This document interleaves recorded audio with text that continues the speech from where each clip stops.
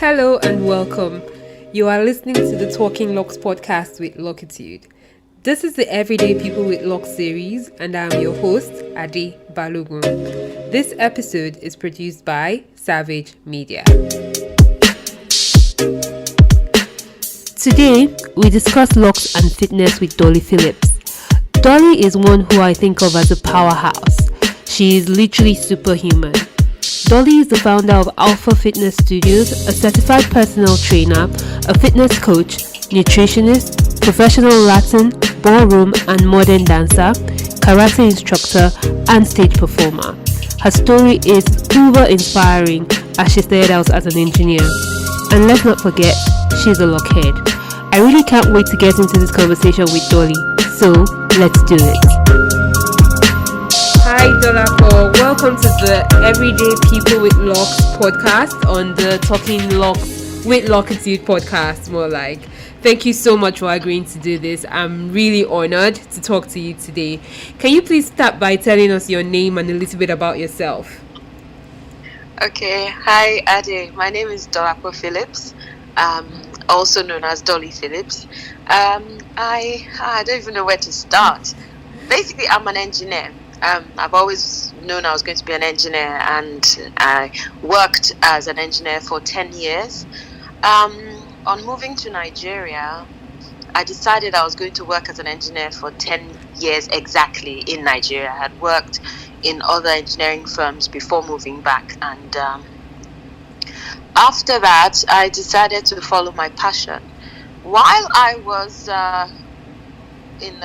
working as I was running a manufacturing company. While I was doing that, I discovered salsa and I started dancing, and social dancing slowly became professional, and professional dancing became me acting on stage, singing and dancing.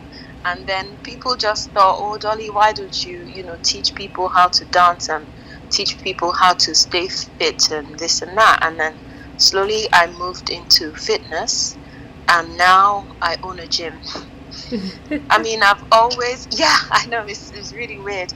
I've always been in fitness. I started going to the gym when I was 11 years old because I was overweight. My father was also overweight, and he had a heart problem, and he had to lose half his weight.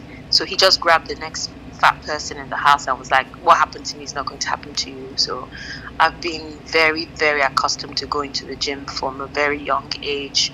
Even in school, I was very sporty. I played volleyball, I played football, I did karate, I played basketball, I swam, I played tennis. I didn't really know why I was the size that I was. But anyway, all that prepared me for where I am today. So no regrets. That's actually an awesome, transformative story. When the first time I met you, you probably would never have taken note of me. It was at Salsa, and for me, this was in 2010. We used to salsa at that place by the water on Awolowo Road. Yeah, Amber Creek. Exactly. We used to salsa at Amber Creek. And I saw you dance, and I was like, oh my God, there's no way I'm ever going to be able to dance like that. You were fantastic. It was excellent. Oh, wow. Thank you. I can't even express it. I was overwhelmed, intimidated. You danced with Ayo, and the first time I really took note of you. And till tomorrow, I used to be very intimidated to dance with Ayo because I felt like I could never give Ayo what Dolly gave Ayo. So don't even bother. Just sit down. So I feel like one of the reasons I've followed you. I don't know. Were you at 2010? Were you still working as an engineer?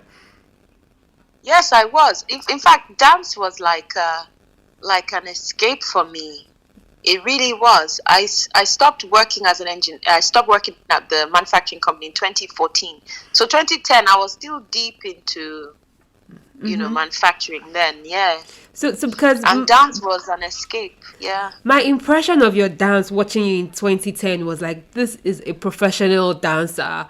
And when I did hear that you had like a formal 9 to 5 job. It was just unbelievable. And I remember you telling me at some point, watch YouTube videos. I'm sure you can dance. I was like, no, no, no, no, no. This is just for this is just for a social release. I'm not going to be a professional like you. And I just really love your journey, and it's one, from my perspective, watching you from the outside, I could see resilience. I can see doing what you want to do. And I feel that there is where it links to the conversation I'd like to have eventually, is how did you leave something as prestigious as engineering, probably earning good money in manufacturing, to deciding that you're going to take fitness at the forefront of your life? And before you answer, I can really relate to this because I'm an architect, and I would like to call myself a fancy name, which is loctician, but really I'm a hairdresser now. And I know what that was for, like, what it was for me personally, trying to make that shift. For you, what was that journey and that experience of making that change? Honestly, it's absolutely the same thing, because you go for like a job, you have a gig, you are performing, and then they just say, where are the dancers? Where are the dancers? Oh my God, that name used to just disturb me, because in Nigeria, dancers are not regarded as they don't regard dancing as a profession. They don't regard dancing as anything of importance. It's like just coming to shake your body and then you're gonna go. Mm-hmm. So moving to that, I don't know. It was a bit. I at first I didn't really think about it much because I had a professional job anyway, so it was fine. But in 2014, when I left, and then I was doing theatre work more, a lot more, it continued.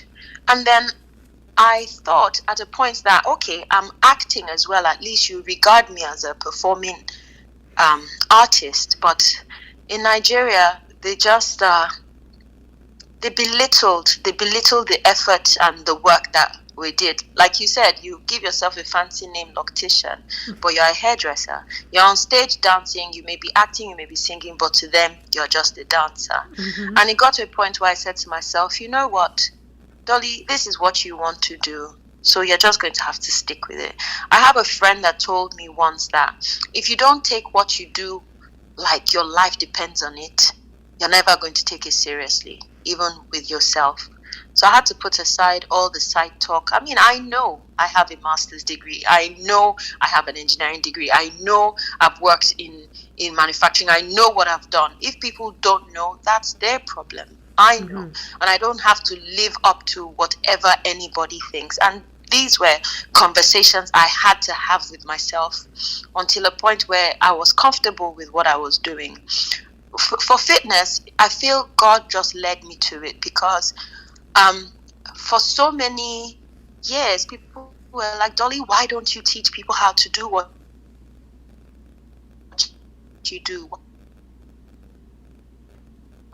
I had a lady that spoke to me and said, wow, you do what you do so well.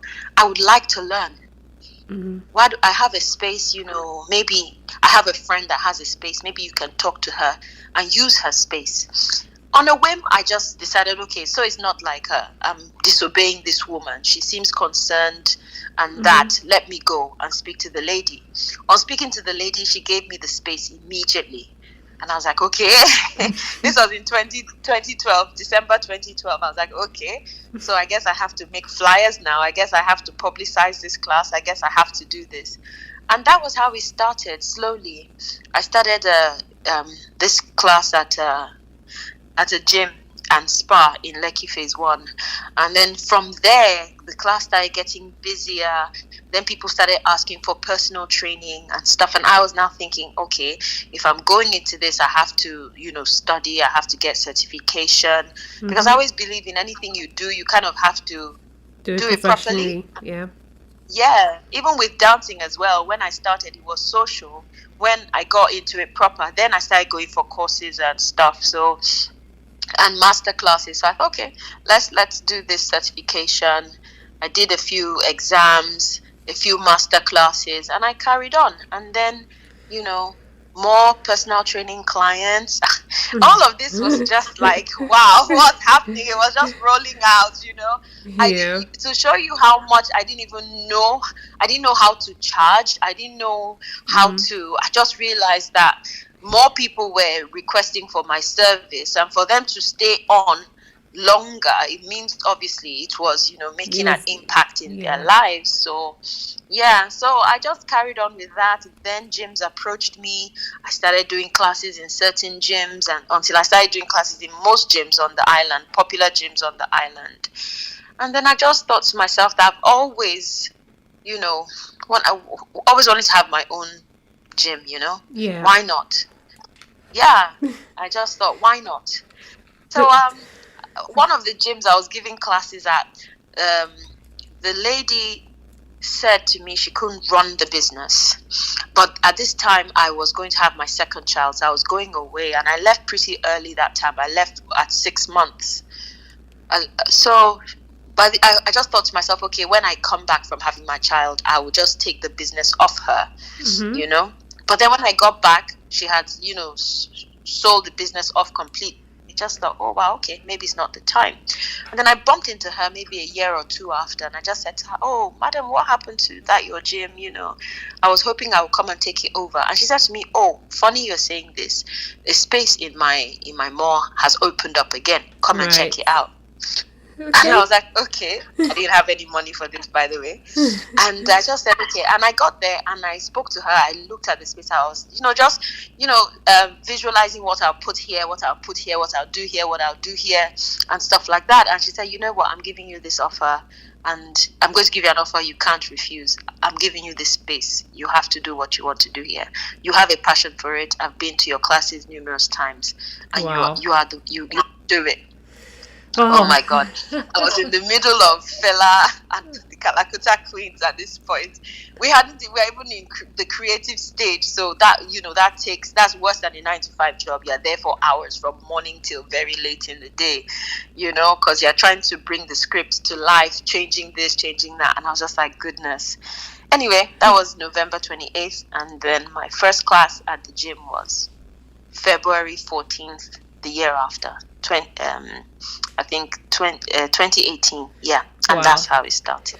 What a journey. You see, I feel like there's no such thing as an overnight success. From the little you've told us, this has started in 2012, and it started like as an 11-year-old going to the gym with your father, and then finally getting to that point where you decided that this is what I really want to do. And I think when we do make that decision, things really do line up. I can attest to that. So now let me ask, how long have you had your locks? Had my locks since November 2018. 2018. Wow. No, 2019, sorry. Is it 2019? 2019. Because it was 2 years in November. So maybe 2018 actually. Yeah, 2018. Yeah, 2018. At what point did you feel like locks could be a lifestyle choice with all this transformation that you had gradually been coming to in your life? I will surprise you, Ade. You said I didn't remember you at Amber Creek. Your hair, seeing your hair reminded me that I had always, and I think we even had that conversation, because after my first child, I lost a lot of hair after pregnancy, and I thought, you know what, I would like to have locks, but everybody discouraged me, and this was, in 2010, everyone discouraged me. Oh, you're going to have the same style, this, that. I just thought, okay, let me not listen to them and stuff. And then when I met you, and I liked how you dyed your hair blonde. It was really little, it was short, but it suited your face, and that was what made you stand out to me. And I can never forget, even when I see you with the long locks right now, I still remember the short ones, because it reminded me that, yes, this is what I really want to do.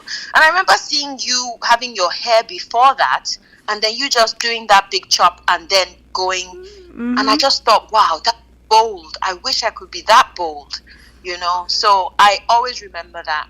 And then later, I had my hair natural for some years, and it just wasn't thriving. I didn't like the look of me with my natural hair, so I always had a weave on. I never had my hair. In fact, people didn't know that I had hair because I go to the salon with the weave, take it out, wash the hair, and fix another one straight in. People did not know I had hair on my head. And then I just got to a point where I was like, you know what, I'm done with all of this. I want my hair, but my natural hair is not thriving. I don't like how it looks. It looks unkempt. Let me lock it. And I literally just went to your salon. I think I had a few conversations with you Yes, you did. Okay, how to start and how to start and this and that. And I'm quite a decisive person. When I decide to do something, I do it. Yeah. I guess then when I wanted to do it, I wasn't quite sure. That's why I didn't end up doing it initially. But after my conversation with you, obviously the people I spoke to then didn't have locks, so they couldn't give me proper advice from a place of, knowledge and experience. But you having locks and you going through that would be able to say, look, Dolly, it would be one of the best things that happened to your hair. And I can tell you, it is one of the best decisions I made for my hair. I'm so glad to hear that. I'm so glad to hear that. Okay, so I feel like these journeys that we all go through in life are really interesting, and you can only appreciate them looking back in hindsight. For me personally, at the time I met you, I was a much bigger girl myself. I am nowhere near where I want to be yet, which is like you, but maybe one day I'll get there.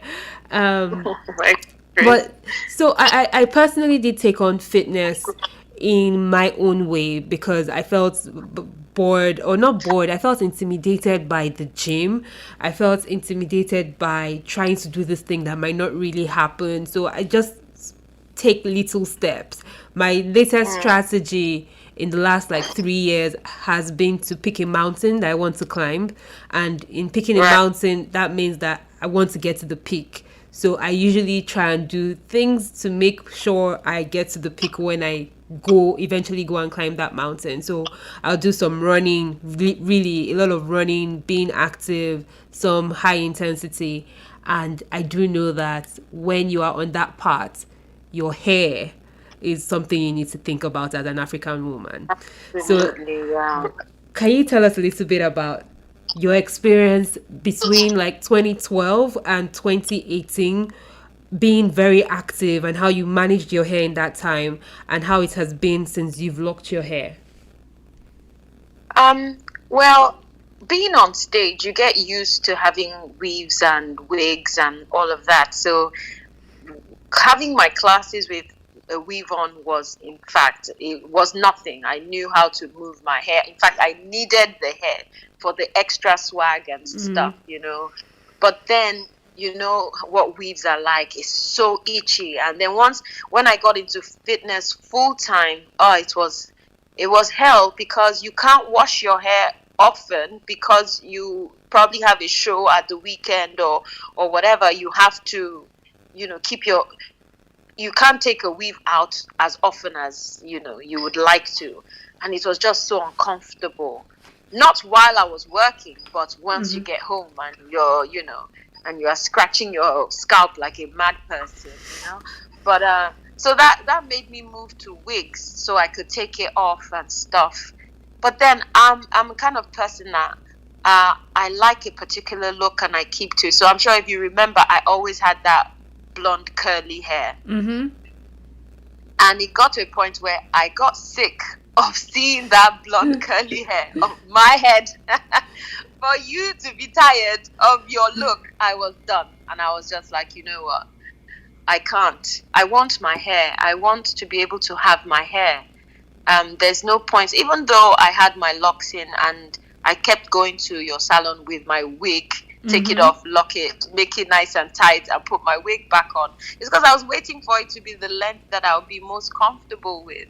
And and then having locks just made life much easier for me, because I remember I went on a cruise when after my second child, and I had this weave, and I was going into the ocean every single stop that we get to, that hair was destroyed. And I was just thinking, if I had my own hair, would I have to spend so much on the appearance of this wig and this? Or I think one of those times where the decision made me make my decision that, you know what, I'm locking my hair so I can swim in peace. I can wash my hair every day if I feel like it. I can do whatever I want comfortably, pack it, do whatever I want. A lot of people will say, but you have the same style all the time. Like, well, I've gone how many years with the same style anyway?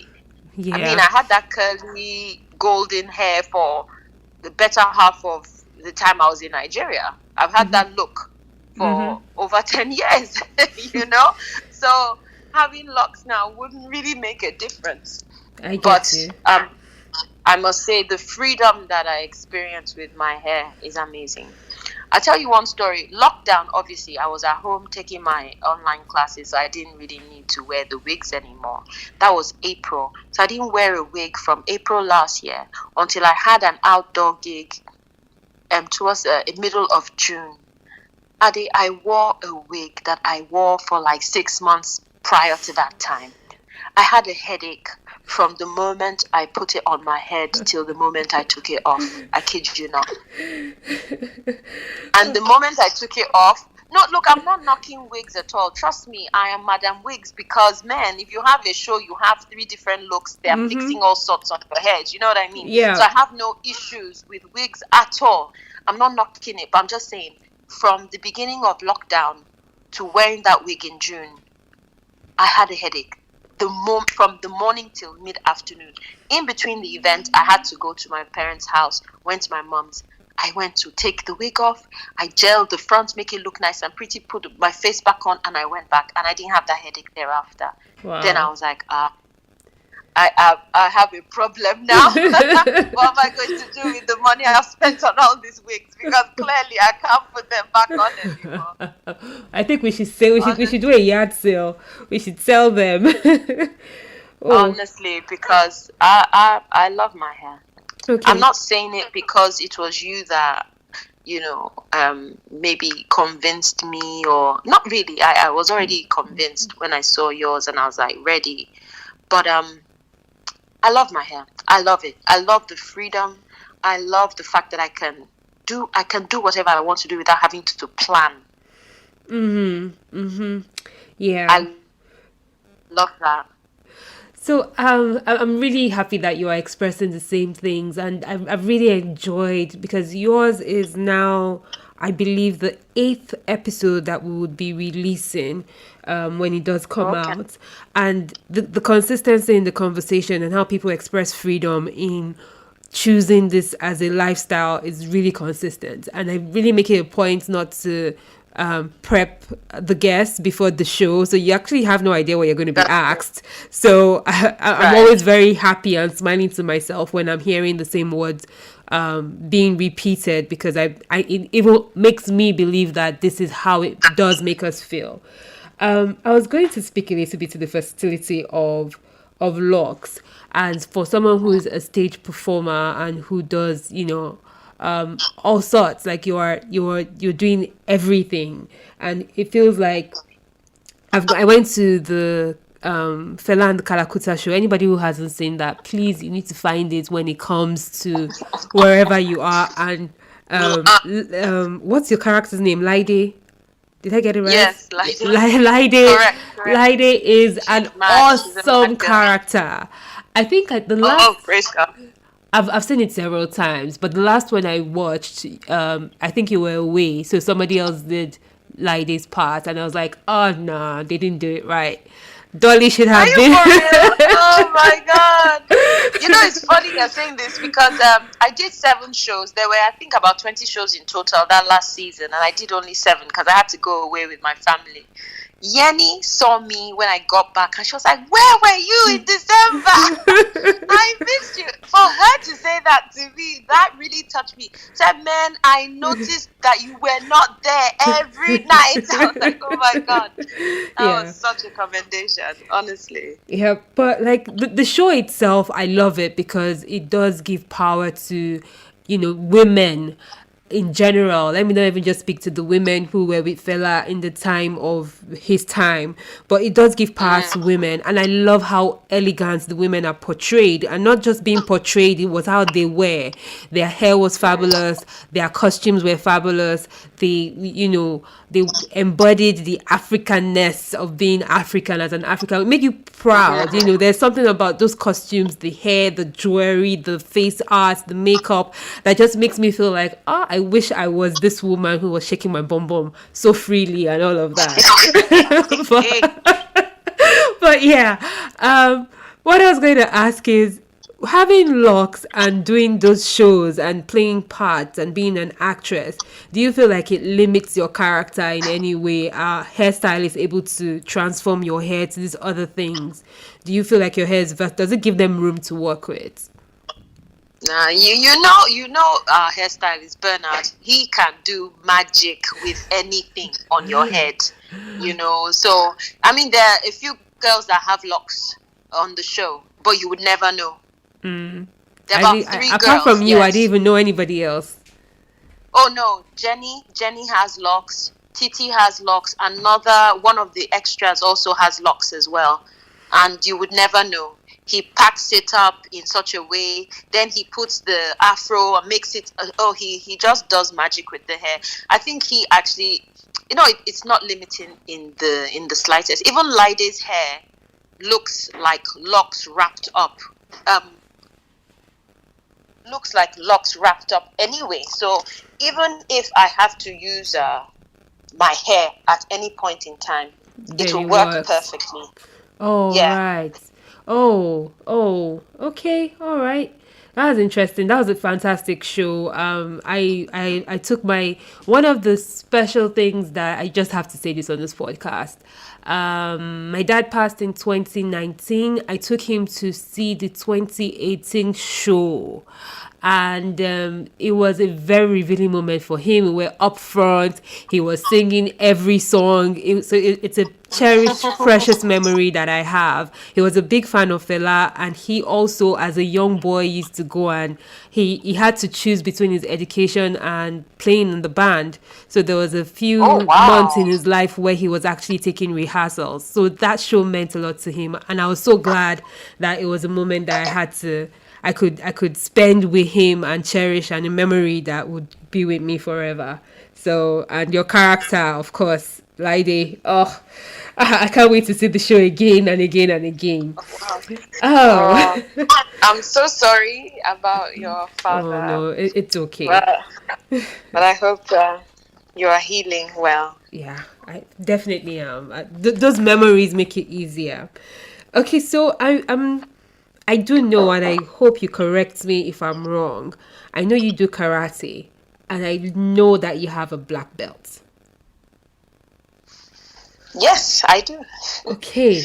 That is like some serious... like when I grow up, I want to be like Dolly.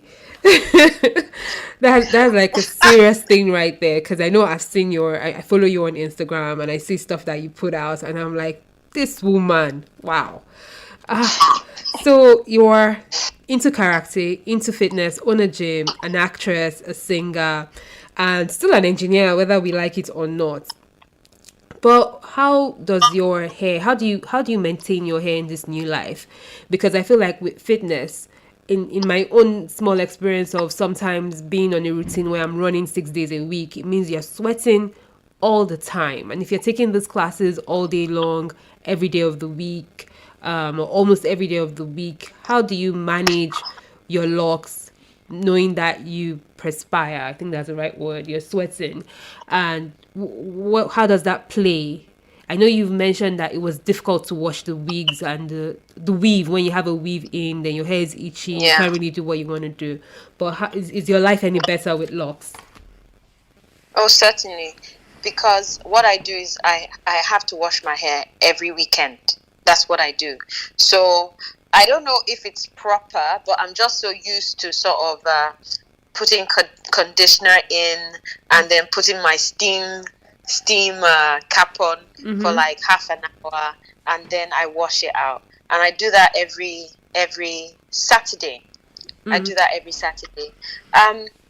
usually during the week, I have it, I kind of know how to manipulate my hair. Mm-hmm. So, yeah, so I pack it in a nice way throughout the week. And then Saturday, after all classes are done, I wash it with my shampoo, put my conditioner in.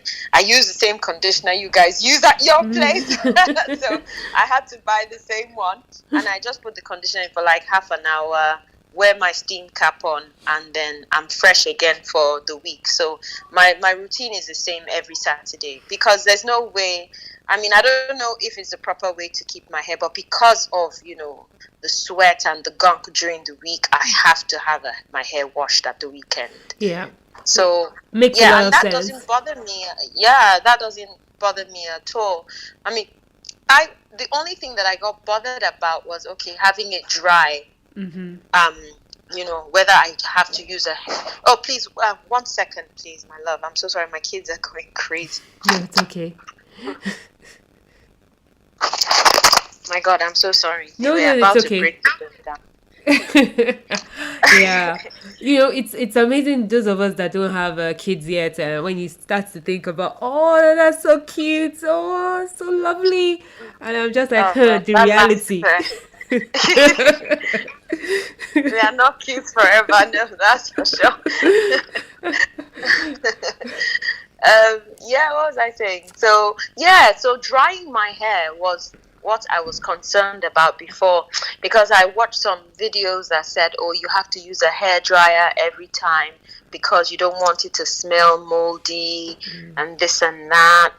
Mm-hmm. But later I just thought, you know what, I will put tea tree oil and peppermint oil on my scalp, and then that is what you smell. Mm-hmm.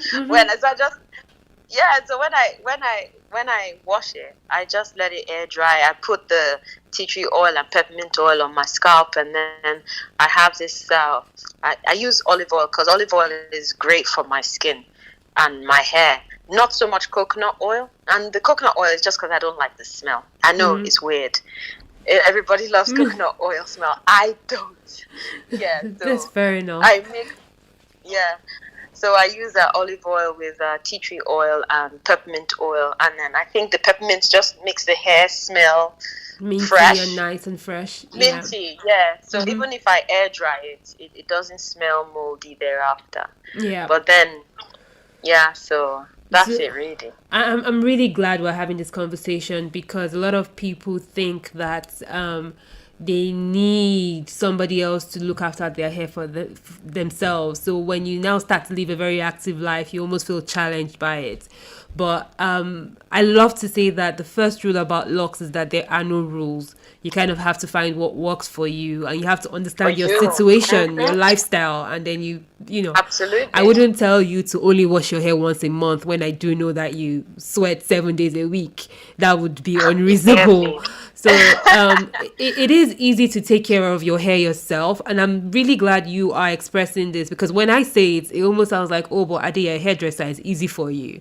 But I'm like, that's how I became a hairdresser, by taking care of my hair myself. So it is very possible. You just kind of have to find what works for you and what enhances your lifestyle. So if you are not sweating, you are in an air-conditioned car 7 days a week, you can get away with once a month. But if you choose to live a more active lifestyle, definitely washing your hair as often as you can. I also feel like another part that I didn't used to consider, I'm a big fan of air drying my hair. And that's because, it's crazy. I know that I have dryers and I put people under the dryers all the time. But I never really go under the dryer. But I realized that when you're outside the country, I experienced my first winter recently. And I washed my hair and I was going to go about the day air drying my hair. The cold. Yeah, you can't. No, you cannot do that.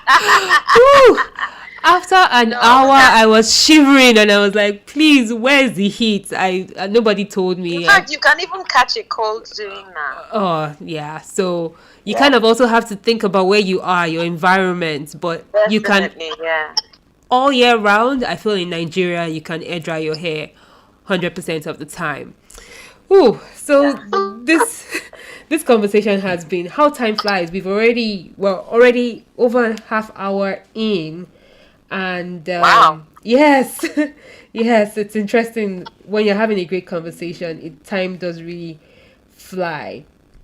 Right. Um, Yeah. I True. wanted to speak to something else that you talked about, because we wondered. You used to, I know you said it was really, and I really want to understand this. This question is even more for me, because when you started coming to Locitude and we started locking your hair, at first I wasn't even sure you were ready. And I never try to do people's hair who are not ready, because as the hairstylist I would get frustrated. I don't know if you know what Mm. I mean. So we Yeah. I know. usually at Locitude, we usually try and make sure the client understands what they want, understands that they are ready to go through the process to get what they want. So when you did start your locks, I almost had the sense that you may not last. I didn't even have some of the backstory of how long you wanted to do it. So Mm. for me, it was almost like, you come in, we get your hair nicely done, and that week goes on immediately after. And I was just like, why though? We just did your hair. You mentioned earlier in the conversation that you were waiting for your locks to get to a length that you were comfortable with. But was there Yeah. any fear about how you looked? Did your locks ever make you feel uncomfortable? Never. Okay. Okay. Yeah. It's just I like long hair. That's me. Short hair hasn't really been my thing ever. So me putting the wig on is just like you marinating the chicken. You want the spices to get in well before you cook it. That was it. So it wasn't like I was ashamed of the hair or anything like that. It wasn't just the length that I wanted to have it at. So that was why I was doing that. And also, my husband is quite particular. So I didn't want to have to just show my hair like this to him and just be like, hey, I have locks now. I just wanted him to slowly sort of notice that, okay, what's this? Is it twist? Is it that? Not like it should have made a difference in my decision. No way. But I just wanted to ease him into it. But ultimately, it was because it wasn't the length that I wanted yet, because I have a look in mind, and I think I'm there now. Yeah. Oh, I As good as completely I'm do there. understand that. I completely understand that. So let's talk about this. I like to bring this conversation, and you brought it up. I wasn't going to bring it up, but easing your husband into it and your family, like maybe your parents and all of that. How did it go? Even your kids. It's one thing when mommy's hair just changes. How did you get? What sort of reactions did you get from family when you decided to lock your hair? It's funny. I want to say this with all sensitivity. I really did not care whether my mom liked it or not. I didn't do it for her. I didn't do it for my husband. I didn't do it for my kids. I did it for myself. I'm sorry. So I'm very independent minded when it comes to these things. My mom, first of all, I didn't even ask her opinion. I just, you go to her house, I take my wig off, and she'll be like, did you twist your hair? I said, no, it's locked. Oh, so can you take it out? I said, no, it's like this permanently. So you are Dada now? I said, yes. And that was it. And she never asked, because when she said, so you're Dada now, I didn't try to explain. I didn't try to say anything. Yes. My in-laws are used to me being quite eccentric. So they would just be like, oh, it's one of Dolly's artistic moves again. So they didn't even bother with asking, because they know that I do what I want to do. My husband knows I do what I want to do. Strangely enough, my kids like it. So, But really and truly, it wasn't for anybody. It was for me. So if nobody liked it, too bad. Oh, wow. I love my. Yeah. I'm so I love glad. my. I am so glad. I'm happy we had this conversation. And I feel very encouraged on several fronts. And even though like our stories kind of have similarities in switch of career paths and all of that, I still feel like I'm way behind Dolapo, because I do not have I do not have six packs yet. Yet. When I will my know you're six on the packs way. You're on come? the way. My love, you're on the way. It's all about consistency. And Yeah. if you have that, that peak that you're still trying to reach, you just have to reach the top of that mountain, and you will. So, Yeah. and you have a good plan in how you are visualizing it. And Yeah. when you visualize it like that, you will achieve it. So, Yeah.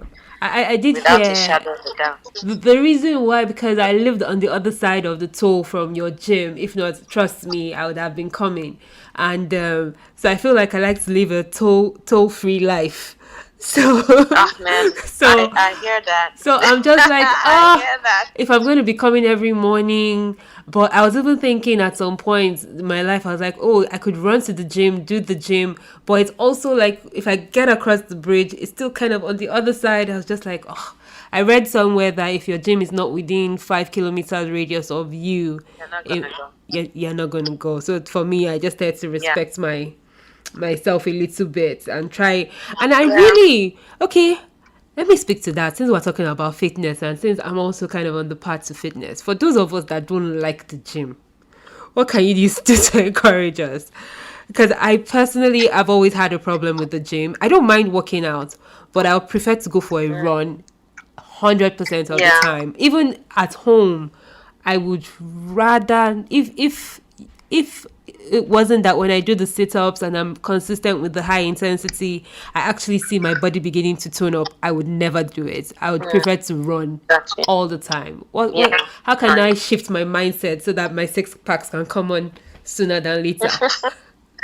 I mean, to be honest, I always say this: do what suits you. But when you get to a point, every time everybody does what suits them, but it gets to a point where they are not shifting anymore, they plateau. Now you need to do what you need to do, which is do the HIIT class and then you notice that you get the results with those ones. So that's why Alpha Fitness is different in a way. It's not your traditional gym. We run classes. Everything that you can achieve in a gym, every type of machine that you would like to use in a gym, stationary machines, cable machines, all of that, you can achieve in Alpha Fitness with our different kinds of classes. And because we offer 50 classes a week, there is definitely something that will tickle your fancy, if it's a dance class or a Pilates class or a yoga class. All I will say is have an open mind in your fitness and try different things. If you don't like machines, that's fine. Try classes. You in the States now, there's so many different kinds of classes that are out there. Just have an open mind and try as many as possible. You will definitely find one that you resonate with, And also, if you're an outdoor person and you feel open air workouts are the best for you, find some kind of boot camp or exercise team or group that they do in the open, in the park and something like that. That also helps as well. And if that still doesn't work, look for someone that has the same goal as you, that's trying to achieve that same goal, and become fitness buddies. We have so many people that become fitness buddies at the gym here. It's amazing because one person's always pushing the other person. We have to go. We have to go. We have to go. So the thing about it is that as long as you have an open mind towards all this exercising, towards your goal, Yeah. and how you're going to achieve it, that I must achieve it, just have an open mind towards the process. That's what I mean. Yeah. So don't say, oh, I don't like machines, or I don't, because there's so many options. Even if it is, finding a pool that's heated in the winter that you can swim. You know what I mean? Swimming is also excellent, You're walking, you're running, and even if you get bored of that, look for an outdoor boot camp, that sort of thing. CrossFit gyms are so huge now, and sometimes they do circuits. That's a way of really challenging yourself, because you are in the gym, but you're not doing gym stuff. You're not, doing running from one machine to the other. You are doing physical stuff, practical, functional stuff, and that's really fun, to be honest. So the thing is, just find as many classes out there and try them. You will definitely find something that you like. And you'll find something that you don't like but works for you. So I'm definitely going to be pushing myself.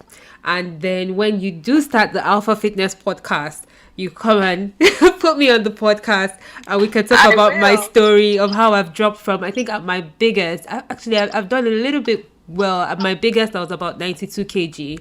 I'm down Oh, to about my smallest, recent smallest was about 70. I'm up against about 74 right now. So I, I but that's a would, big I'll jump, challenge though. That's good. myself. It took That's years. It took years. I think that right there is the link for me. I think it takes a few years to get to where you want to get to with your hair, and I think it also does take some time with your body. So with fitness, it does definitely. take time and It took me consistency. 8 years Yeah. to go from a size 18 to a size 8. 8 years. How did you So it's even become it, a size 18 dollar ball? I feel like I I'm a think big girl, but people I've never been think 18. people think I've always been slim. I have always been overweight. As you know, those chubby kids. As a child, you are chubby. In secondary school, you are primary school, you are chubby. I've always been big, always. And it was moving to England at 16 that I blew up. I literally went from a size 12 straight to a size 16 in 3 months of Wow. moving to England. Yeah. And then people think, okay, I only lost the weight when I started the gym. No, I lost the weight well before. By the Mm-hmm. time I moved back to Nigeria, I was a size 10. Yeah, because when I met you, you were quite small. Yeah, Yeah. so I had lost the weight. I had gone through, and my focus was lose a dress size every year. So Mm. I wasn't trying to do any crash course. I had done so many of those. I yo-yoed for so long. I even was clinically bulimic for 4 years. I went through depression over my weight. I went through a lot. And I just got to a point whereby I was like, God, you know what? Just show me how to go about this. And I just decided, you know what? Slow and steady wins the race. Mm. Every year I drop a dress size. And by the time I finished my master's, I was a size 10. Wow. That right there is Yeah. motivation. I think I'm going to write that in my vision board as well. If I could drop a dress size every year till I get to my goal size, I think I'll be good, doing good. Yeah. So I have a couple more questions before we wrap this up. Nutrition, I know, plays a very big part in fitness. And most times, I don't know what the percentages are, but see people who say things like it's 80% what you eat, 20% how you move in terms of what fitness goals you adopt. I bring this up because people don't tend to notice how much food plays a part in our existence in itself, because sometimes you find that people have dry scalp, you have itchy scalp, you have your hair not growing or your hair falling out, and sometimes it's just because you're not drinking enough water or your hormones are not balanced, your nutrients are not balanced. So from a fitness point of view, can you just really kind of highlight a little bit about the importance of nutrition in trying to achieve your goals through fitness? I mean, I will take it a step further and say it's not just nutrition for fitness, it's nutrition for health and well-being. To be healthy, we need to eat right, and like you said, your six-pack hasn't come out yet. It's really your food. If you start to eat the right things at the right time, the right quantities, the six-pack will come out faster.